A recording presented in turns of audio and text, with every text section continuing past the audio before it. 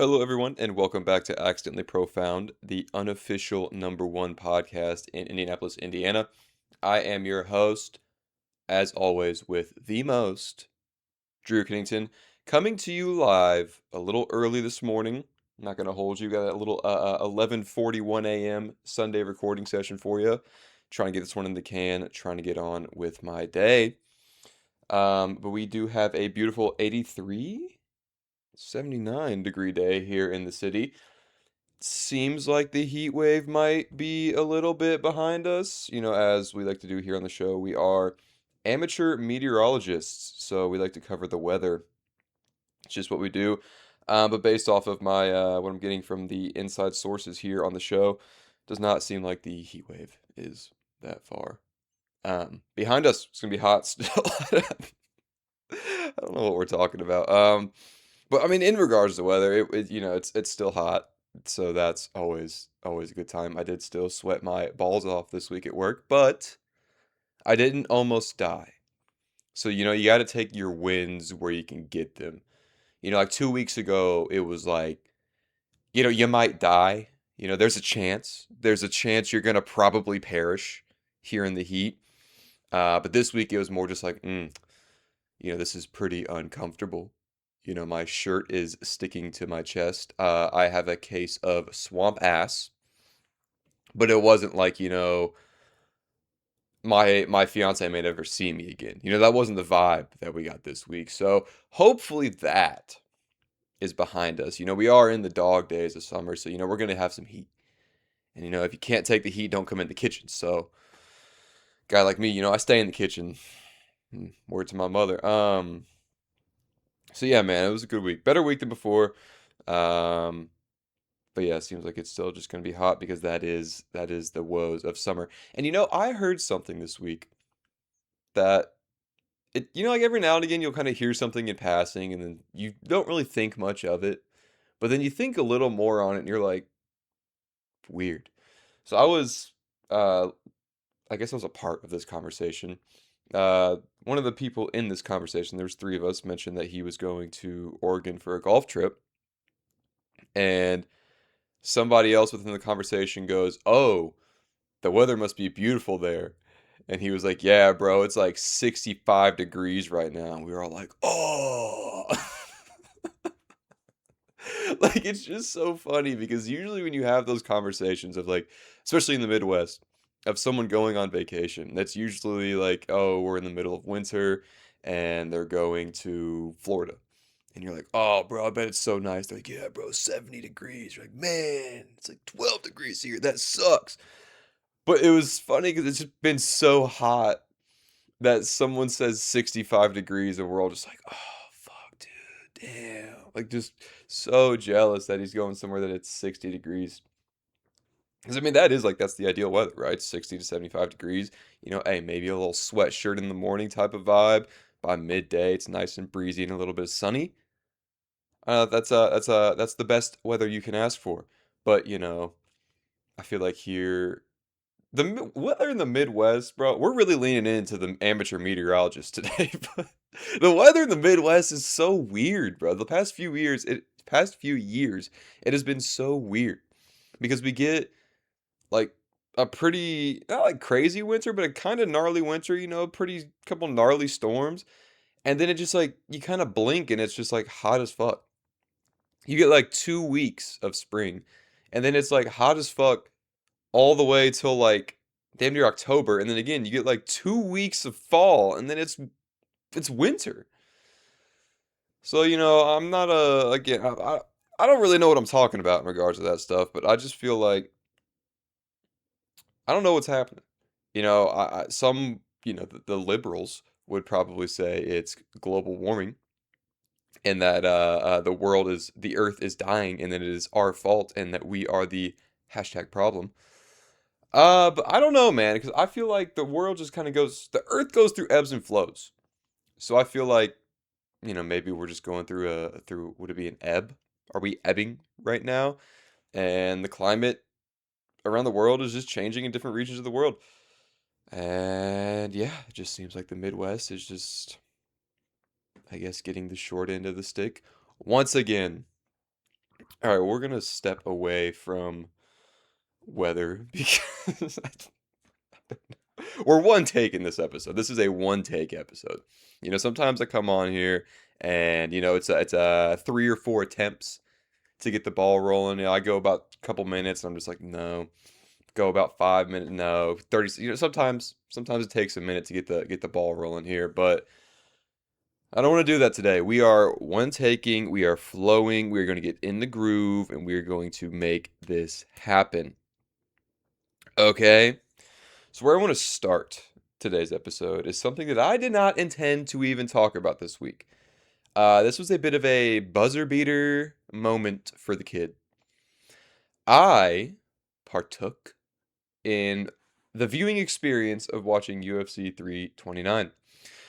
I did not know that the UFC had an event this weekend, and I don't even remember how it came across my desk that there was an event, but I saw something about Paddy Pimblett fighting. Um, I don't remember what it was, but it was like, I was like, oh, I was like, Paddy Pimblett fights this weekend. Maybe I should check that out. Didn't really think much of it.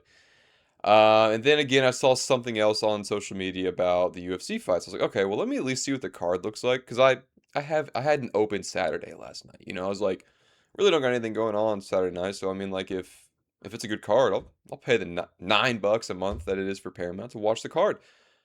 Um, I don't know how I just like completely missed this, and I don't know how like no one decided to like tell me. You know what I mean? I'm not saying that like I need to be in the know about this stuff, but someone could have nudged me and like told me this information. Conor McGregor was fighting last night. No one wanted to fill me in on that. No one wanted to be like, "Yo, what do you think about McGregor coming back?" Hey, bro, you watching the McGregor fight this weekend? I mean, I'm not like crazy online. Like that is I'm very aware well. Wow. I'm very aware.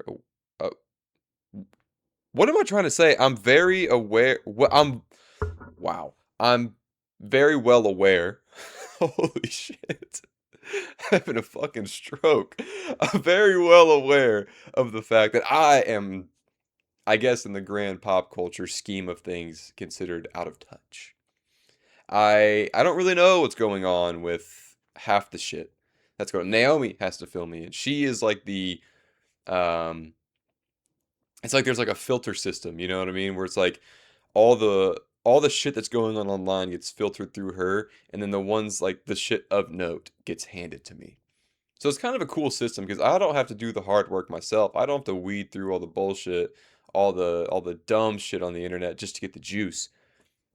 If it's important enough for her to talk to me about it, then that's the juice. But I feel like I follow enough sports social media pages on my Instagram, which is like that's like the only app I use.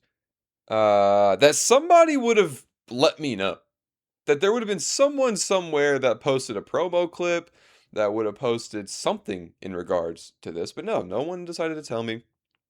I had to find out on accident at 7 o'clock on Saturday. So once I found that out, cleared the schedule. There really wasn't anything on the schedule to begin with, but then I had to inform Naomi. I was like, hey, listen, I love you. You're a great person. A great hang. But I will be out of commission from roughly 9 p.m. to midnight. Pretty big fight card tonight, if you know what I'm saying. So I had to set the stage, so I had to be like, yo, listen, you can hang out with me, but this is what we're gonna be doing. So we went our separate ways. I went downstairs, she went upstairs. I'm posted on the couch, UFC on the TV. I got at first it was the O'Reilly Auto Parts race because NASCAR guy. But when that one finished up, it was the World Cup down on the laptop. Laptop was playing the O'Reilly race slash World Cup. TV was playing UFC. Big posted. Um, but yeah, I was so excited for this fight card because I mean, if you had, you know what I mean, if you were like or any type aware of the UFC, if you know of its existence, you know of Conor McGregor. He was the most polarizing, the biggest draw, the biggest name in UFC for years. He I don't want to say he like put the sport on, but he really shined a mainstream light on the UFC because before Conor McGregor, like the UFC was known. Like people knew about the UFC. Where I went to school, like I said, it was a pretty rural area, so a lot more like country boys out there. So like the UFC was like talked about, not in the sense of like we were people were discussing fighters and shit, but it was more just like, hey, are you watching the fights this weekend? It's like, yeah. It's like I knew of it, but I never really had any type of want or care to watch a UFC event. And you wouldn't really see anything about the UFC on ESPN or anything like that. And then Conor McGregor comes in, and I mean, in a way, he Caitlin Clarkified the UFC. I mean, obviously, he would be the first person to do it. So Caitlin Clark would have Conor McGregored the WNBA. But you know what I'm saying? The effect that Caitlin Clark had on women's basketball, in my opinion, is very similar to the effect that Conor McGregor had on the UFC. And I know, like, probably the purists and the OGs are like, oh, you should have. I'm a casual. I'm like a super casual. So, like, for me, and I know for a lot of other people, I didn't give two shits about the UFC until Conor McGregor came along. And then it was like, oh, fuck, this is kind of crazy. And there's still a bunch of people who you say UFC, they're instantly Conor McGregor. So him coming back and fighting Max Holloway of all people was such an insane fight, and you could tell that like everyone was super excited for it. It was such a big deal. But I mean, we're gonna talk about that fight, but there was a few things that happened before that that maybe we could touch on just a hair. But I mean, like the I guess it's the undercard. The undercard was pretty entertaining. I'm not gonna lie to you. The first fight, I'm gonna put a hand up and be honest with you. I didn't watch most of the first fight. I was playing Overwatch, and I kind of had UFC on off to the side. So I had the laptop up with the World Cup. Well, when the UFC first started, I didn't really want to watch the first few fights, so I just had UFC up on the laptop, and I was playing video games on the big screen. Um, Found it really difficult to do that because when you have I'm not good at focusing it. You know what I mean? I gotta be like locked in on something, especially if it's something that requires my attention. Like if you ever played Overwatch, it's a very you kind of lock in. So I was like half on the laptop, half on the TV. It just wasn't a good time. But the first fight, it was on the laptop. I didn't watch much of it. Kind of crazy. Buzzer beater knockout in the first round. Kind of wild. Um, and then the other we're struggling today, guys. A lot of mushy. What is it? Mouth mush, whatever they call it. Who cares? Uh, the flyweight fight. That one was crazy. Between the I don't remember their names. It was the dude from England and the the American guy. I don't know, the dude that kept if you watched it, the guy that kept talking about the bonus. They won the fight, and the only thing this dude won the fight, and the only thing he talked about was this bonus. Give me the bonus, give me the bonus. Like, all right, bro, chill. That was a crazy fight though. That was pretty cool. And then there was a couple other whatever. They weren't that cool. But the big thing was obviously McGregor and Paddy Pimblett's fight because they were the co-main event.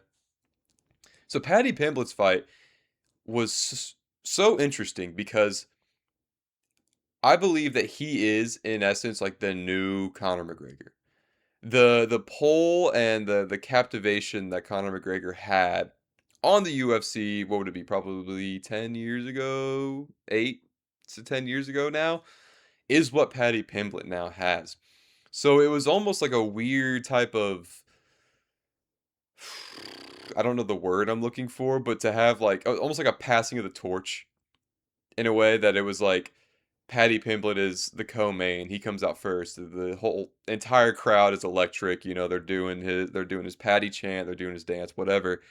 And then he comes out and he finishes the fight in what was it, like 40 seconds with a submission. Talk about crazy, bro. I was like hands in the air looking at like what the fuck is happening? Because like that's what he does. Like it's one thing to be as popular as you are, right? For whatever reason it may be, whether it's just because with Patty, he's just like he knows how to work a crowd, he has a good energy, he's having so much fun. But on top of that, to finish a fight in that fashion, it just only further amplifies your rocket ship, I guess, to stardom that he is on. And when some fighters get like that, like the way that Patty has gotten, sometimes a loss can like really derail the momentum you have. And I personally thought that the Gaethje loss would have, hurt his stock a little bit because going into the Gaethje fight, I was pretty big on Paddy Pimblett. I don't know much about UFC, but I know him, and I was like, I want to see what this guy's up to. And losing to Justin Gaethje, it could have hurt his stock because maybe it's like, oh, he's maybe not, blah blah blah. He's not maybe built for this. He's not built for the championship rounds, yada yada yada. But then you go and see Gaethje beat Topuria, and then it's like, well, Gaethje beat Topuria, and Paddy Pimblett stayed up for 5 rounds and went all the way to the end with him. So maybe he's, not, maybe he's pretty fucking good. And then on to the bounce back fight be I don't even know what it is. See, I'm like, I can't get too technical. I don't know the terms. He put him in a headlock, essentially. Puts this dude in a headlock, wins the fight in 45 seconds. Crazy stuff. But what I think was even, no, we'll get to that. We'll get to that. We'll talk about the McGregor fight first, and then we'll get to something at the end here. And after that was the McGregor fight. Again, so much hype. I was like antsy. I was feeling anticipated coming into this fight. And if you didn't see what happened, basically what happened is Conor McGregor comes out there. The first move of the match, jumps up, throws this crazy kick, and blows his knee out. So if you don't know why Conor McGregor's been gone for so long, 5 years ago he was in a fight and he kicked somebody's shin and snapped his calf bones. I think it's the fibula and the tibia, snapped them. Like not like fractured, like snapped. His foot wrapped around the dude's leg. Gruesome injury. I don't know how injuries work and like how bad they are in terms of UFC. I know them in terms of hoops. But people were saying that he's not coming back from that. That's just a career-ending injury. And so they were saying that like, oh, well, he's proven everyone wrong that coming back from an injury that no one can come back from. So to go out there after all that buildup, after all that hype, and then blow your knee out on the first move because you're just doing way too much. It was such an anticlimactic main event. And then on top of that, after he blew his knee out, they ran it back to the beginning of the fight when he was doing his weigh-in, and it looked like he was nursing a knee injury. He stepped back and like winced when his right knee hit the ground. So you're telling me dude came in with a blown out knee, and the first move he decides like okay, if that is true, if he comes in and I mean it was pretty clear, it was pretty obvious that like something was up with his right leg when he was getting checked. Like, before they get into the fight, the fighters have to get like their gloves checked, their body checked, all that just to make sure everything's cool. So as he's getting his check done, he very clearly winces when his right leg, when he steps back. So if you have a right knee injury, why is the very first move you decide to pull a jumping fucking swinging kick where you're landing and putting all of your pressure on that blown out knee? Now, I am not a conspiracy theorist. I don't watch enough UFC to sit here and throw the tinfoil hat on, but viewing that from an outside lens, it just kind of makes me feel like he just did it for the bag. He did it for the money because if coming into this fight, let's say a week ago he blew it out, the fight's off. Like you're not getting paid. Either they're going to take the fight off the card completely and add someone else, or they're going to give Max Holloway a new opponent and you don't get paid because you didn't fight. So part of me is wondering, did he blow his knee out, come into this fight knowing he had a blown out knee, and then go out there and purposefully do a move that he knows he wouldn't be able to land. He knows would look bad. He knows he would be able to justify a blown out knee because it's such a crazy move, such a crazy injury, just so he can collect his bag, not cancel the fight, and then be like, blew the knee out. That's unfortunate. Man, just blew the knee out. Because it's just so odd. Like, it doesn't make any sense. You looked like you were nursing your right leg, and then your very first move is a move, like a move that is not very common to open a fight. Typically, you feel your opponent out a little bit, maybe throw some jabs back and forth, whatever. You don't come out with a flying fucking roundhouse kick to open the fight. And then on top of that, I get it. Like I get it, he's upset, but like he just left. He didn't even like stay for it just felt so weird. It felt so odd watching the fight because it was like this just it felt like the Mike Tyson Jake Paul fight. Like, I'm sure a lot of you probably watched that where the whole build up to it, you're like, "Oh my God, this is so exciting. This is so exciting. This is so cool." And then you watch Mike Tyson walk out to the ring and it all just kind of hits. You're like, "Oh, oh, oh, okay. This dude's like old as fuck." This is an old man that we're watching fight right now. He can't do this. This is not his realm. This is not something he should be doing at this age. And I'm not saying Conor McGregor is in that territory, but it did like all the hype, all the build up, and then you see him walk out, and you can kind of just like tell that like he's not who he was. You're like oh, this isn't the Conor McGregor of 8 years ago. Because I feel like that's the exact same thing that happens with the Mike Tyson fight. All the promo shots, all the bullshit, whatever it is, the press conferences. It makes you like think in your mind that this is prime Tyson. This is prime McGregor. It's like, wow, man, they're so back. They're so ready to fight. These dudes are, oh man, they're gonna be out there, be the killers they were in the past. And it's like then you see them on fight day, and it all just like there's no more bullshitting behind their microphone. There's no more talking yourself up. There's no more well cut clips of you looking a certain way when you're fighting. We just see you in your raw form, and then that's when it's kind of like, oh shit, oh wow. And watching Conor McGregor come out there, it did feel like it just didn't feel the same. Like he didn't have the same energy. He just looked a little off. He looked a little weird. The mohawk and the beard made him look old. So I was like, oh, we're watching like Celtics Shaq. Like this is the Celtics Shaq. This is a Wizards Jordan that we're watching right now, but we're hyping it up like it's still prime McGregor. And then you had to go out there and immediately blow out your knee. It just something felt weird about it. Something felt off. And then after the fight, Max Holloway gets on the mic and he starts like talking shit like I get it. He was respectful in the fight. He didn't continue to bash Connor's skull in when the referee didn't end the fight when Connor was clearly hurt. But like he after the fight, he's talking shit like he actually just beat him. He's like, "Oh, I guess I had his knees wobbly. Guess I had his knees wobbly. Oh, we're gonna have to run this back for like bro. I mean, I get it. Like technically you won. Like congrats. But at the same time, it's like you didn't really do anything. So maybe shut up." um. So yeah, that was I don't know. It just feels weird about I feel like we're not gonna that's not the end of that. We're not just gonna like dust our hands and just move on. I feel like there's gonna be some sort of investigation. There's gonna be some sort of look into did his camp know coming in that he had a knee injury? Because if he had a already known pre-existing knee injury, then the decision to throw that kick with the very first move becomes highly questionable.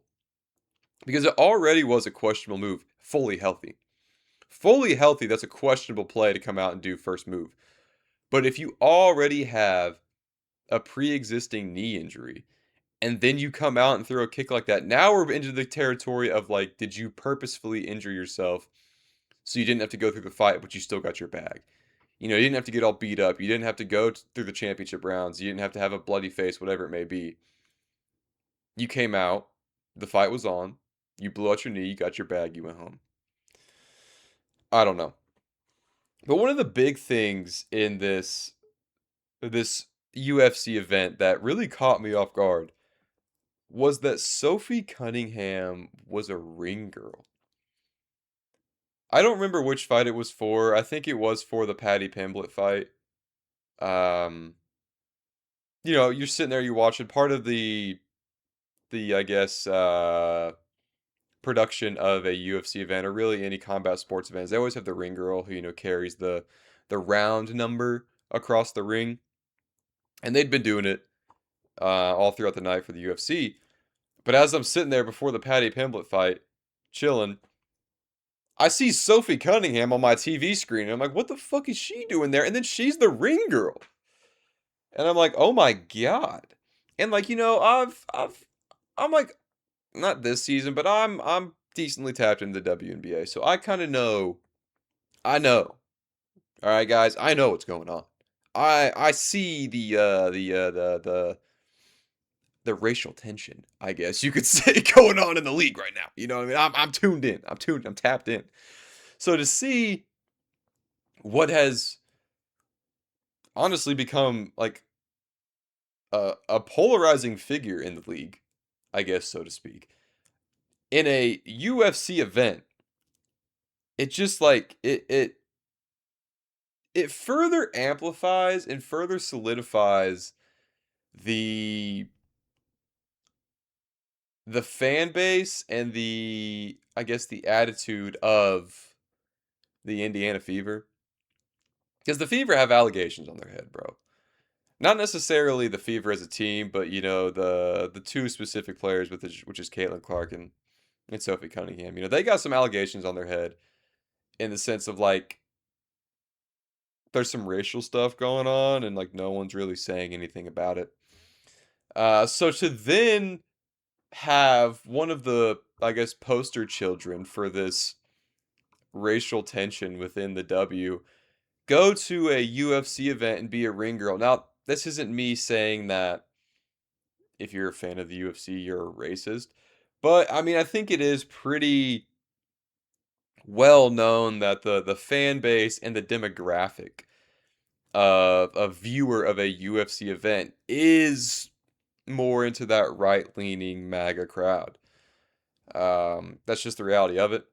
And then to invite Sophie Cunningham to be a ring girl when she's kind of the like, I guess, right leaning, she's like kind of like the MAGA enemy, so to speak, of the anti woke representation in the W. To bring her there, it just kind of like further solidifies a narrative that is already kind of being pushed, and I just find it very interesting that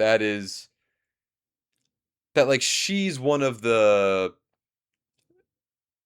like the biggest names in women's sports right now because like she only averages like was like 8 points a game or something. She's like a mediocre role player, right? But she gets the star treatment. She's in commercials, she's on billboards, she's going to events, she has this podcast. Like she gets star treatment as a role player. And the reason is because she has a big following. She has a big quote unquote fan base. And that fan base is predominantly it's either A, Fever fans, but the biggest majority of her, again, quote unquote fan base is men. For whatever reason, the white guys who, like when you think of like a certain type of white guy, I'm thinking like the sports bro, the throwback a cold one bro, the golf bro, just like some really basic bare bones white dudes. Sophie Cunningham is like their savior. And she is like the end all be all of sex symbolism within women's sports. Like you can instantly know off rip whether or not a dude actually watches women's hoops or not. Like if you go up to some guy and you ask, they like, "Hey, who's your favorite WNBA player?" And they're like, "Ooh, I'm really big into like Nafisa Collier."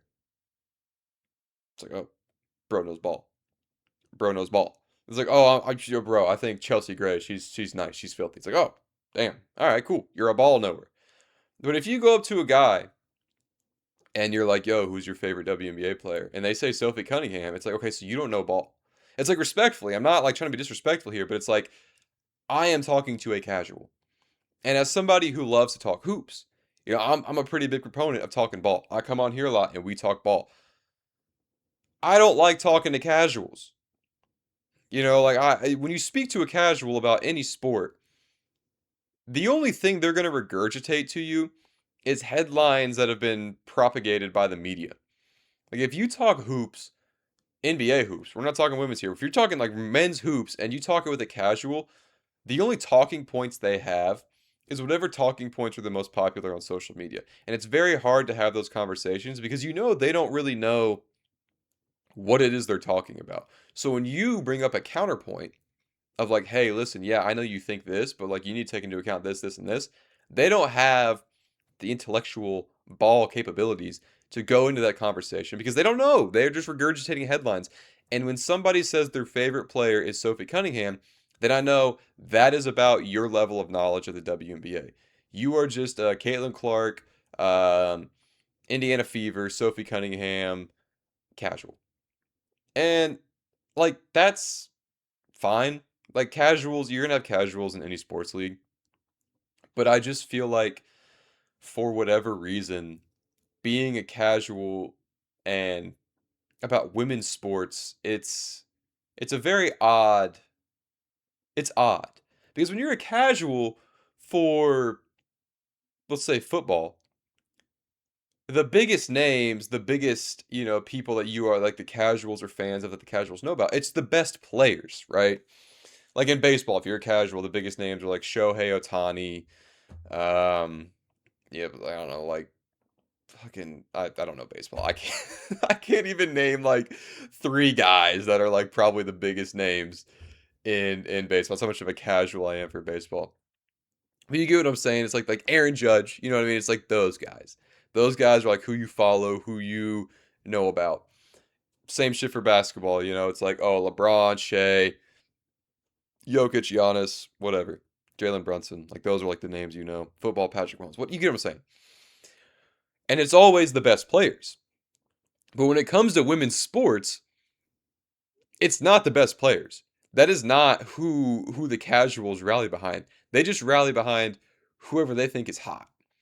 Or I guess in the case of Caitlin Clark, whoever represents the game being played the right way, right? And it's just very, very odd because then it does exactly what we're seeing is where it puts players who really shouldn't be put on a pedestal.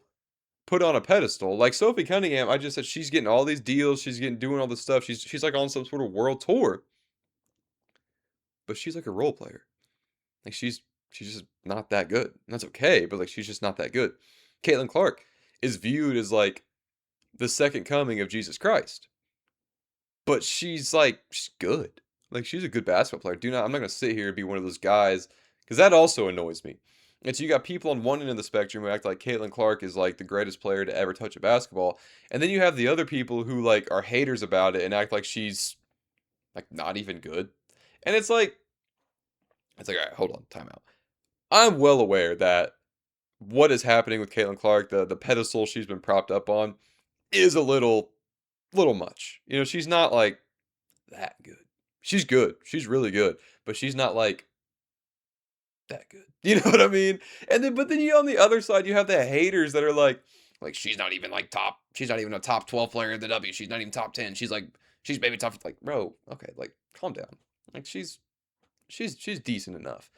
Um, but it is just odd because there's some real hoopers in the W. There's some real ballers in the W, but no one talks about like the hoops side of it.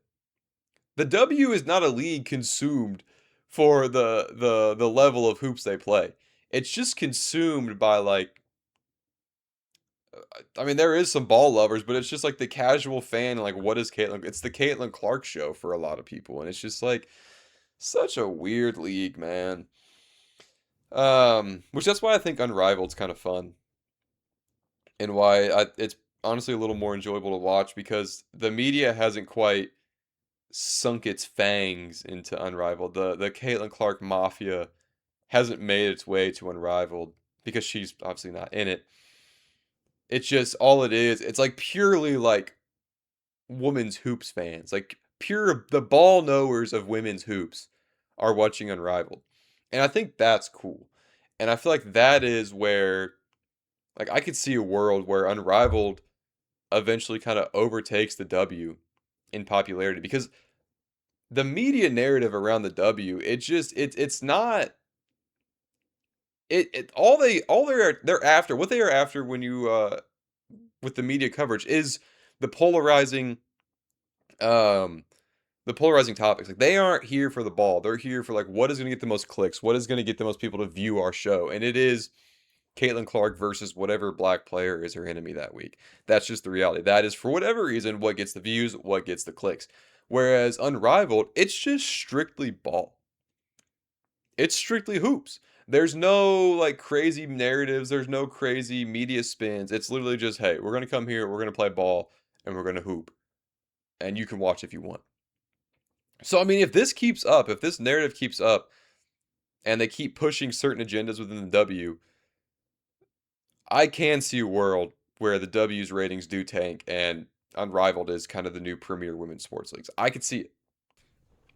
All right, so we're gonna jump into some weekly observations here. I've only got a few, but there's some pretty juicy ones, so I feel like we might be spending some time here on these topics. The first one I want to jump into, I was at a Dick's Sporting Goods yesterday. Haven't been to one in a while, but it's always a fun time going to Dick's. Something about a Dick's Sporting Goods, like it's just like I don't know, it's fun. There's a lot of like different like just like sports stuff in there. There's fishing stuff. It's a cool little time. But something that I saw while I was at Dick's that really just, if I'm being completely honest, baffled me was I saw there was like probably a hand, but there was two shoes that were there, two sneakers that I saw sitting on the shelves that just absolutely blew my mind. So I've seen this idea online that sneaker culture is dead. I'm not sure how tapped in many of you guys listening are, but when I was in middle school and I was in high school, that was peak sneakerhead culture, like at its peak. I mean, I'm talking, bro. It was what you had like the Yeezys, the anything Jordan that was dropping, anything Nike, anything LeBron, KD, Kobe, even foams. Like all this stuff was selling out. There was a massive sneakerhead community on YouTube, and I was a big YouTube kid. Like that was where I spent most of my time was on YouTube. So I was watching all these sneaker YouTubers. There was sneaker conventions. There was oh my God, there was so much energy and so much content and so much life within the sneaker community in that probably 2014 to like 2019, that like a little 5 year run to the point where like I said, any Jordan that would drop would sell out instantly. If it was okay, not every Jordan, but if it was like the popular numbers, like a four, any fours, any ones, any 11s. If it was a retro, really any 10, 12s would sell, 14s would sell, two like threes, sevens. You know what I mean? Like really any number 1 through 14 of Jordan. If they retroed it and dropped it, it was an instant sellout. It could even have been a new colorway, instant sellout, especially the ones and the 11s and the fours. Like, bro, there was so many Jordans that I wanted growing up that I was not able to get my hands on because you had to go through the Sneakers app. And if you're not aware, the Sneakers app is an app by Nike where they would drop the whatever shoe it was through the app. So like it wouldn't like it would get to Foot Locker. It would go through the Nike Sneakers app, and at 10 a.m. the shoe would drop, and you'd have to get on the app and click try to buy it. Um, and that was like your way of getting the shoe, whatever. And I remember vividly so many times as a kid, not as a kid, I guess I was a teenager, but I would get on the sneakers app trying to get my hands on just any pair of Jordans. I didn't even really have to like them, bro. It was just any pair of Jordans I could get my hands on. I would try so hard, and I would always strike out because they were selling. I mean, I'm talking like the shoe drops at 10 a.m.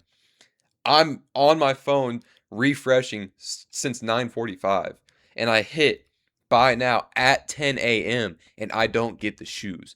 That's how quickly these shoes were selling out. A pair of 11s, gone. 4s, gone. 1s, gone, dude. I remember I won it was a raffle. I don't remember what it was through, but it was a raffle through Nike to get, you didn't even get the shoe. It was a raffle through Nike to get the opportunity to go buy the shoe. So essentially, you basically entered a raffle, and typically when you enter a raffle, you win a prize that's like, of some value. The prize in this instance was literally just, hey, we're gonna hold a pair of shoes for you to come by. Come by and like purchase. That was the prize. That's just how insane the sneaker culture was. And I still have those ones, by the way. They were like the UNC toe ones. Those are pretty tough. But the same thing was with LeBrons, with Kobe's, and with KD's, man. Like a colorway would drop. These wouldn't go through sneakers. These you'd have to go to Foot Locker, but they would be sold out within a day or two. So that's the sneaker culture I grew up in. That was when I was very heavily involved. That was what it was like. It was like very exclusive. It was only certain people seemed to get their hands on certain shoes. And not even that, there was the resale culture where these shoes retailed for like 200 bucks. And certain shoes, man, would immediately, I mean, immediately be selling for double or triple the price. So, like I said, the shoe drops at 10 a.m. on a Saturday, right? Retails 215. And like as we speak, so like I'm trying to get this shoe on the website for 215. They're listed on GOAT for 600 and they're selling. Do you know what I'm like that was the world I was living in. A shoe that was currently dropping for $215 retail was already listed on a resale site for triple the price and people were purchasing it. It was a crazy time. But what I saw at Dick's that absolutely blew my mind was I saw two pairs. It was the Retro Toro 4s and a pair of UNC 11 lows sitting on the shelf. Just sitting there. Anybody could walk up and buy them if they wanted to. And to me, that was the most, like, holy shit, sneaker culture's dead moment. Because you don't understand, bro. I just, like the Toro 4s? The Toro 4s. Like, are you kidding me? Toro 4s are sitting on the shelves. I don't know if I can articulate how in 2017 that is unheard of. That is like if you walked in and saw those sitting on the shelves, you're like hyperventilating because you're like, how is this even possible? But I go into Dick's and there's a bunch of people walking around and no one seems to even be looking at them. No one even seems to be acknowledging their existence. Same thing with the 11 low UNCs. Bro, oh my god, anything UNC, and I guess if you need an explanation, UNC's University of North Carolina because that was where Jordan went to college. So it was anything with that like Pantone blue colorway to represent North Carolina. Oh my God, they would sell, and they'd probably be worth like those Toro 4s. I think were $500 back when I was into shoes because I remember I had a pair that like my stepbrothers had got from their older brother. They were kind of like some hand-me-downs, and I had like gotten my hands on them. They disappeared at some point. I think my stepbrothers might have just stole them back, but I had possession of them for a while, and I remember looking them up once. And yeah, it was like 500-600 bucks for a pair of Toro 4s, and now you can just buy them retail at Dick's. The UNC Jordan 11 lows, those probably would have been like 400 or 500 bucks as well. I mean, just like for a great example, the shattered backboards. Those were a colorway of the Jordan 1, and they were selling for like $1,200 at one point. The Jordan 1 shattered backboards they were like a grail. They were like if you had your hands on a pair of those, you were legit within the sneaker community. And now, oh my God. I can buy a new pair of retro shattered backboards right now for $147. I know that might not mean anything to you guys, I could click a button right now. New inbox for $145 and have them shipped to my house. This shoe, I'll hold it up so you can see it on the screen, on the camera. This shoe right here, if you're watching the video, it's on the screen, was like the holy grail of all holy grails when it came to Jordan 1s. Like you guys don't understand. I mean, maybe the older version is selling for a little bit less. But like, yeah, bro, the 2026 retro Toros are selling for $177. I want to see if I can pull up the I believe it was the 20 I don't remember what year the first shattered backboards came out. Hold on, it's being difficult. Let's click on this. That looks like the OG. Even the 2015s are only selling for $392, dude.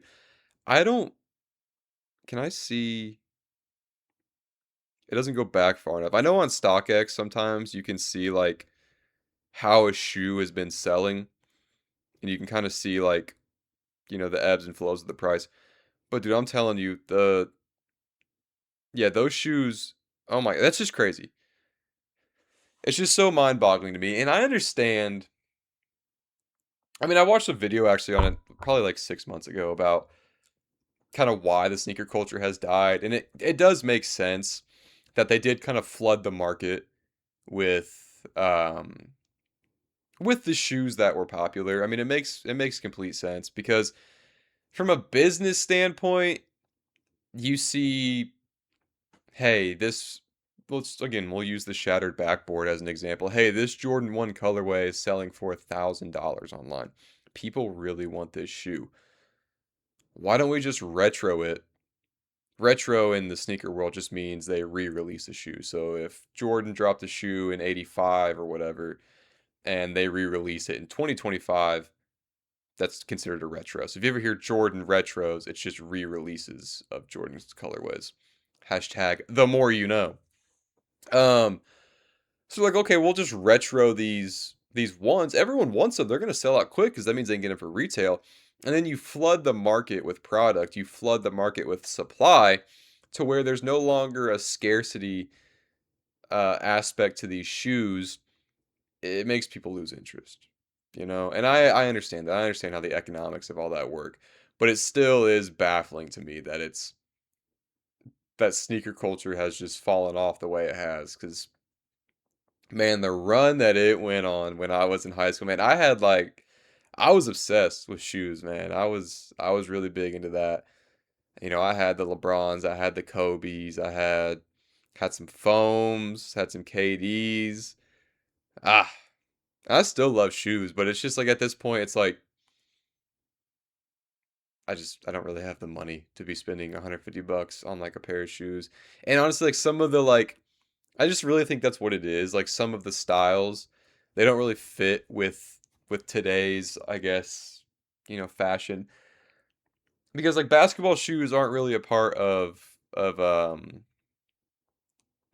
like the people's style anymore. Like back in the day, bro, you would throw on a clean fit and you'd have some basketball shoes on.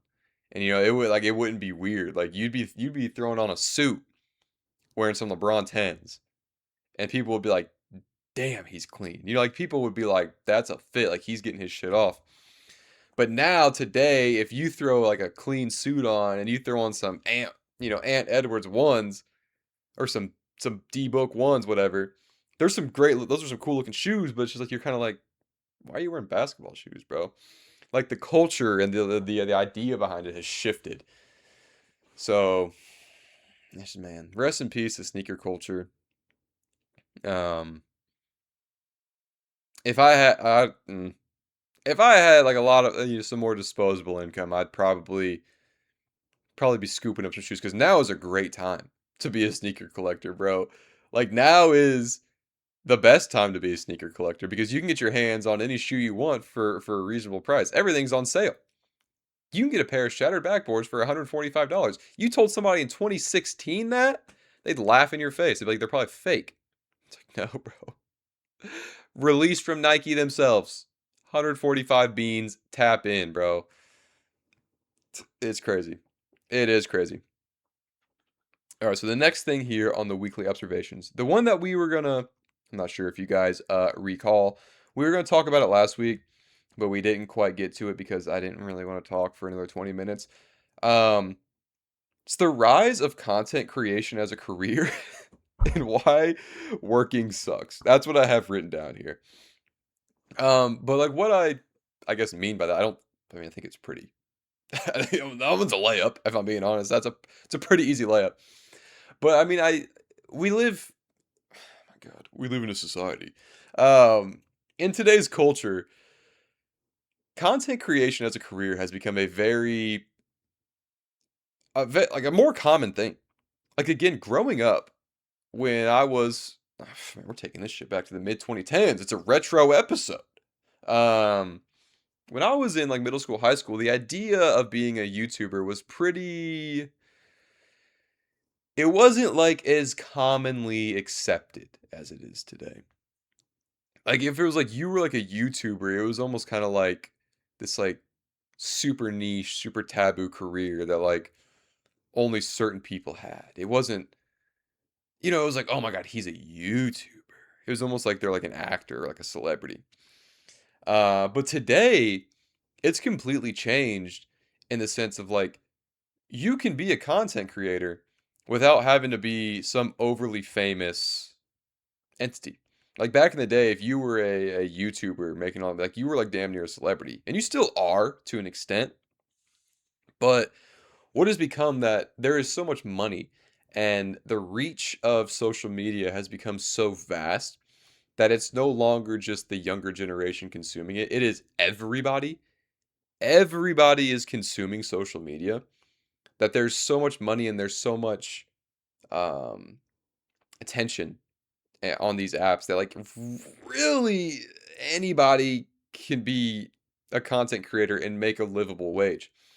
Like it kind of used to be like, I mean, obviously there's people making like the mid-tier money, but it seemed like the idea was if you're a content creator, you're like a millionaire. But now it's like average people are making content creation a career. And it's not like they're like some overly wealthy individual. They're making $100,000 a year with not that like in the grand scheme of things, not that large of a following, with like 20, 30,000 followers on TikTok or like, again, like 20, 30,000 subs on YouTube. They're making a livable wage with way less of a following because back in the day, you needed the big following to make all the money. But now, because there's so much attention and so much money and so much energy spent on these social media platforms, you don't need the big following to make a livable wage. And I feel like the weird thing about it is it's becoming more accepted is the thing that kind of baffles me because I was going to kind of come on here and do a thing where it's like there is this new wave of content creation as people's careers and the older generation views it as soft. The older generation views it as not a real job. But I feel like now because it's no longer just the young generation. The old generation is now addicted to fucking social media, which has been a baffling thing to watch happen. That when social media and content first started coming out, it was the young kids who were addicted. It was my generation. We were the teenagers. We were the young adults at that point, and it was like, oh my God, these kids, all they do is sit online all day. They're addicted to their phones. Blah blah blah. In real time, I witnessed that whole, I guess, mentality shift to where it's like now it's like the older generation is just as, if not more addicted than I would say. I can't say that. I cannot. I was gonna say my generation. I can't say that. For myself, I can say that I am definitely less addicted to my phone than some members of the older generation, which is baffling. I'm not saying I'm like some saint and some savant. I'm like, I only have 45 minutes of screen time a day. I spend a majority of my time meditating and doing ice baths and sitting in the sauna. So like I just don't have time to engage. Like I'm not saying that. But I am saying that there has been an uptick in adults who are glued to TikTok, which is weird. Um, kind of lost my train of thought there. But what I'm trying to get at here is I don't like I understand that people get upset to an extent of the younger generation saying they want to be content creators and everybody wanting to be YouTuber. Because I know the argument is always like, well, we need plumbers, we need this, we need that. And like, yes, that is true. But like, why is it bad? Like, you know what I mean? It's like one of those things where it's like, if you had the opportunity to do it, why the hell would you not do it? Bro, you're telling me you can make money being being yourself, making whatever kind of content you want to make, doing whatever you want, being wherever you want in the world, and that's like not a real job. Like that's something that like shouldn't be like a default pursuit of all humans. And I'm not saying that like we all like should aspire to be content creators, but it's like if the option A is you get paid to just like post about your life, and option B is you have to work 50, 60 hours a week doing, I don't know, either manual labor or sitting in a cubicle or doing something that does not inspire you in the slightest. Oh, and you make less money. Why the fuck would I not want to be on option A? Why would I go destroy my body doing physical manual labor my whole life to make, 50, 60, 70, 80, 100, we'll even say $125,000 a year when I can go be a content creator and they're pulling in like three, four, $500,000 a year in brand deals. Why the fuck would I not rather go do that? And I get to pursue something creatively. Whereas over here I'm doing something I hate. And it's like that is the appeal. So it's like when you hear a bunch of the younger generation saying like, man, like a lot of them saying I want to be content creators when I grow up. It's like, yeah, why would you not? Why would you basically submit yourself to doing something you hate, something that you are not inspired by, something that makes you feel like a machine, makes your life feel like this monotonous, weekly cycle? Why would you commit yourself to that when there is the potential to be doing something like this over here? I'm just saying. So it's like, and even if you do want to commit to I don't know, being a plumber, you can make content about being a plumber. So now you're making, I don't know, an extra 20, 30, $40,000 a year off of social media just posting about the job you already do. Because that has been the most baffling part of watching my fiance Naomi and her journey through this social media process. Like she's at a point now where she's making money. Like, I mean, it's not like enough to quit your job type money, but she is actually like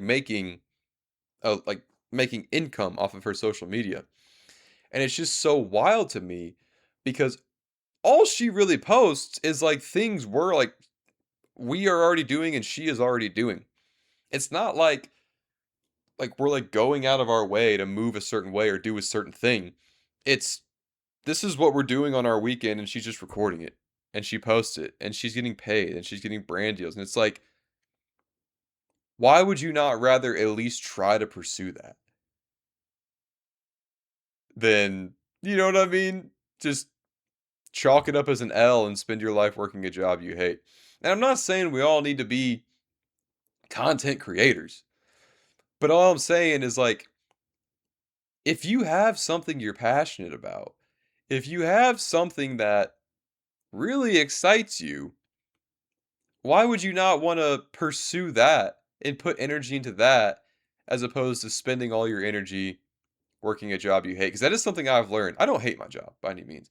I find a decent bit of fulfillment in what I do. I think on the overall like 9 to 5 landscape of jobs, I think where I find myself is probably as good as it's gonna get for me at least. Like I'm sure there's like great jobs. Like in the grand scheme of things, like what I do for work, it's like when I think of all the other jobs out there, it's like, yeah, this is probably like what I would choose to do. But I still don't love it. I definitely don't love it. And it's not the job itself. It's just the whole Monday through Friday 9 to 5 aspect of it. Because what it becomes is, I mean, it just becomes like Monday through Friday, you're doing the same shit. You know, it's like you're in a way working for the weekend. And that kind of sucks. You know, where I wish in my life I had more flexibility within my schedule. I had more ability to do what I want, spend more time doing things that, inspire me and make me feel like I'm like using my creative juices. So that is like my whole gripe with the 9 to 5 is that aspect of it. Like within this pursuit, the goal, like the goal isn't to blow up a podcast and make a bunch of money. The goal is to like, which has been the goal for years. I will preface with that. I want to work a job or I want to create income for myself that allows me to have freedom over my schedule and allows me to spend my day to day, my job be being creative, being curious. Like because that is I feel like the the joy in being human. We're creative creatures. We are I mean, like I said, I've spoke on this before on the show. This is not my first time saying this. Just look around you. Look around you. Go to an art museum. Go to a bookstore and just flip through books. Go turn on fucking Netflix. Watch a movie. Play a video. Like there is so much art in this world, and that is created by humans. And I feel like we all have this creative side to us that when we lean into it, that's how we enter that flow state. That's how we enter that state of just feeling connected with the earth and feeling grounded. And it makes the human experience enjoyable. And I feel like the disconnect we have in this world, why there is so many miserable people, is because we're never taught to lean into that creative side. We're never taught to be curious. We're kind of just told like, hey, this is how the world works, and you just kind of have to deal with it. I don't like that idea. I think the world is, in essence, our oyster. We can create and we can make this world whatever it is we want it to be. We don't have to have some clear cut rule book of definitions of what this world is and what you're supposed to do and what constitutes a meaningful life. We all make our own meaning. A meaningful life is different to every individual because at the end of the day, the human experience is an individual experience. My experience is not, it's completely unique to anybody who has ever lived on this earth. And that goes for every single person walking this earth. There has never been another person that has lived a life just like yours. It's a completely unique, it's a completely individual experience. And if we can lean into the creative side of it, it can be a much more beautiful existence than going to an office you hate 5 to 6 times a week. Working a job that just crushes you spiritually and mentally 5 to 6 times a week, for 40 to 60 hours a week.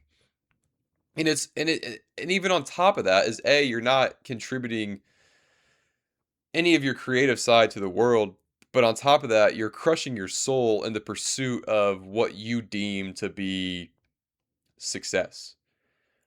Because I watched a video this week that actually kind of spoke on this pretty well. What he said was that intelligence is often defined as like just memorization, mathematics, like how much information you know, what degrees you hold. Like those are signifiers of intelligence within our culture. But these things, those to me, they don't signify how intelligent you are. What it is just training you to be focused on aspects of the mind, if that makes sense. You're not leaning into your creative side. True intelligence is what he said in this video. I'm not going to act like this is my take. True intelligence is the ability to get what you want out of life. Like I mean, and I feel like that is such a true statement because if you come to me and you're, I don't know, some multi-millionaire stockbroker, right? And you're like, yeah, I'm super successful. I have all these cars. I have all these condos. yada yada yada, but you're anxious all the time. You're addicted to alcohol. You you know what I mean? You're in poor health because all you do all day is work and stress. How is that successful? But then the person who makes, I don't know, 60K a year, but they have, they're living the exact life they want to live. Every day they wake up fulfilled, every day they wake up at peace, but they're not deemed a success. But the dude who's basically snorting himself into an early grave, making millions of dollars a year, is viewed in American culture as the successful one. It's almost like like bodybuilding in a way.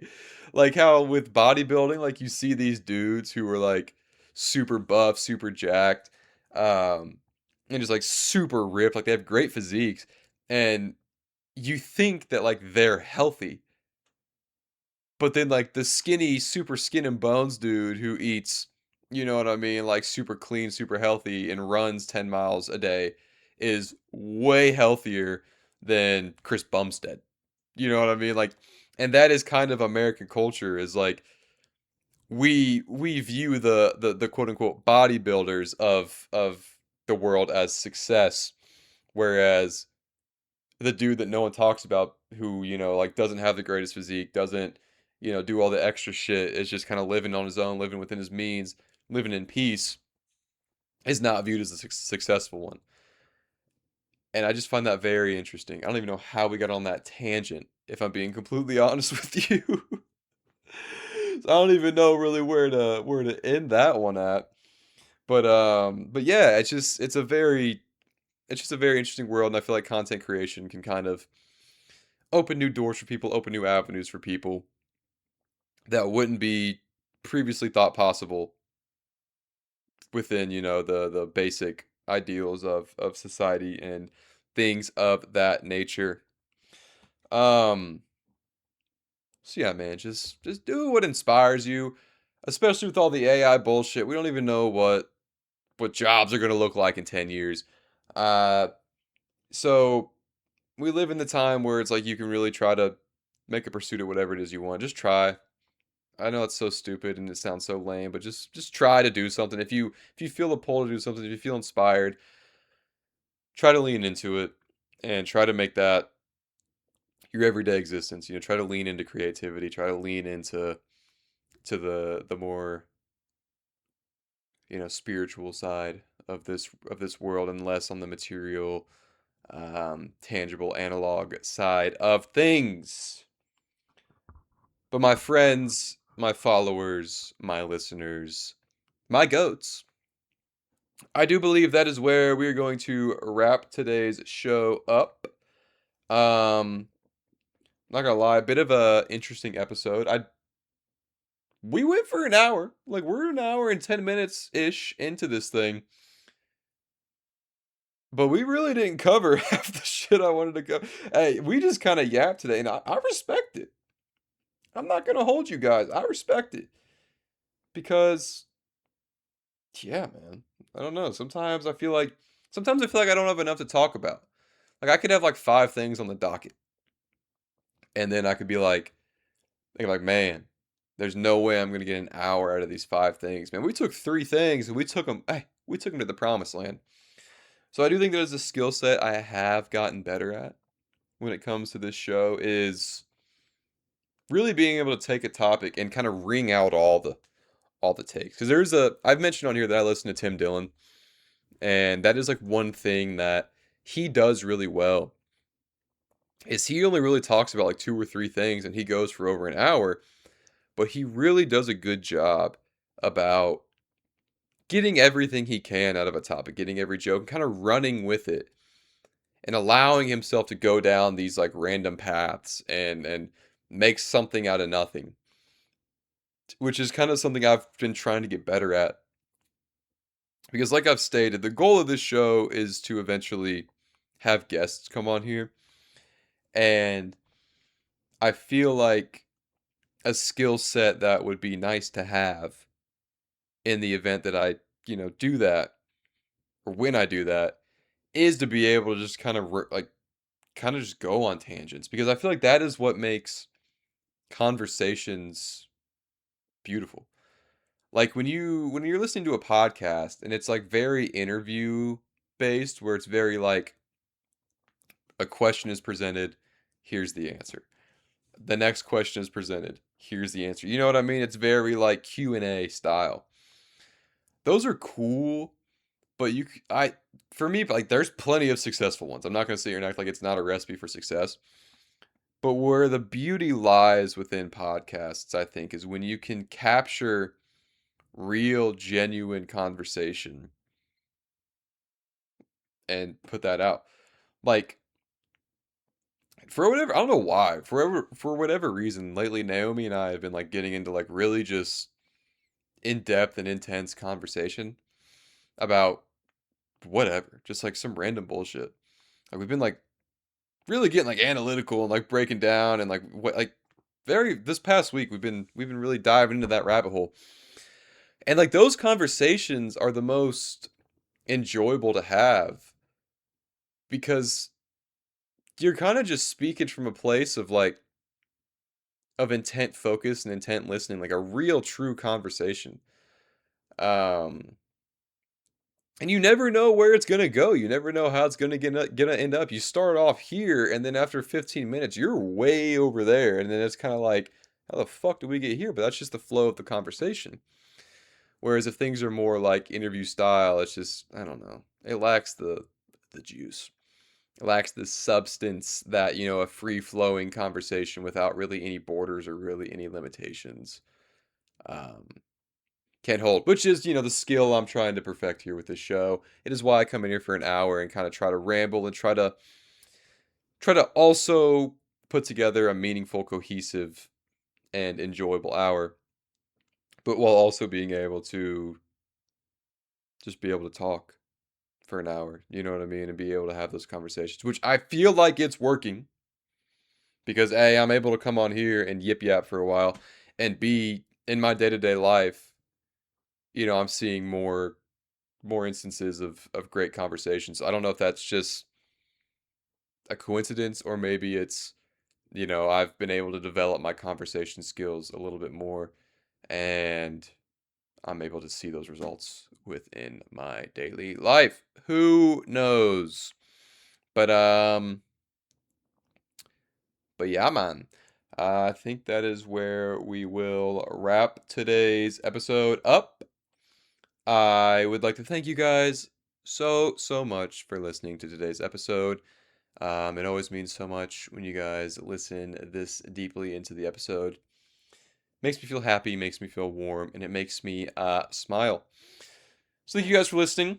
If you want more of the show, if you want to see more clips, or if you just want more content, go follow the Instagram at Accidentally Profound on Instagram, at Accidentally Profound Pod on TikTok and YouTube. If you are on YouTube, please subscribe, please like the video, please comment. It helps boost the algorithm, it helps push the show in front of more people, and it helps give us the opportunity to build more of an audience here. If you are on Spotify, please rate 5 stars. Please also drop a comment over there. I don't know if it helps the algorithm, but I appreciate it greatly. And if you are on Apple Podcasts, rate 5 stars and just shout out. Thank you for listening on Apple Podcasts. My link tree that I have in my Instagram bio, it tells you how many people have clicked on your links, and Apple Podcasts has the most clicks. So shout out my Apple Podcast crew. Um, I don't use Apple Podcasts, so I don't know if you can comment or what you can really do over there, but just know I see you. I appreciate y'all, and I don't want to say I love you because I don't really know you that well yet, but we're getting there. Uh, I that just made me think of the Love Island season finale that is on tonight. We're not gonna get into that. We probably could have. We probably could have, but we've already done the outro. So I will catch you guys next week. I hope you have the most beautiful week of all time, and I hope this week you feel inspired to do something that you wouldn't typically do. So thank you so much for listening once again. I've been your host, Drew Kennington. I'll catch you all next week. Goodbye.